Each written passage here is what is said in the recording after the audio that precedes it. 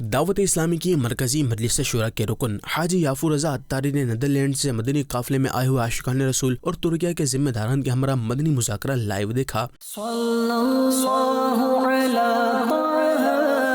خیر الخلق واحلاها۔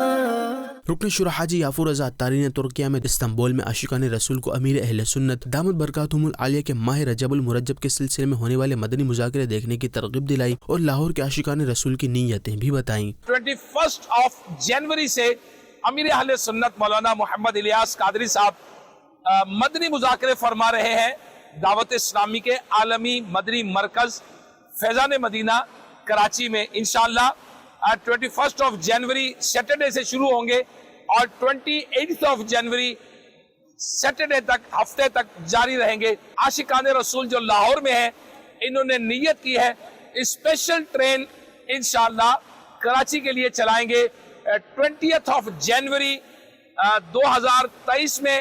دعوت اسلامی کے عالمی مدنی مرکز فیضان مدینہ کے لیے لاہور سے جا رہی ہے اسپیشل ٹرین، عاشقان رسول کو دعوت ہے۔ اب آئیے عالمی مدنی مرکز امیر اہل سنت کی زیارت اور مدنی مذاکروں میں شرکت کے لیے چلتے ہیں۔ دوران مدنی قافلہ رکن شورا حاجی یافور رضا عطاری نیدرلینڈ اور ترکیہ کے اسلامی بھائیوں کے ہمراہ حضرت ابو ایوب انصاری رضی اللہ عنہ کے مزار شریف پر حاضر ہوئے اور وہاں فاتحہ خوانی بھی کی، جبکہ حضرت ابو ایوب انصاری رضی اللہ عنہ کے مزار سے متصل مسجد میں ترکیہ کے اسلامی بھائیوں میں نیکی کی دعوت عام کی اور عاشقان رسول کو مدنی قافلوں میں سفر کرنے، علم دین سیکھنے اور دعوت اسلامی کے دینی ماحول سے وابستہ ہونے کا ذہن دیا۔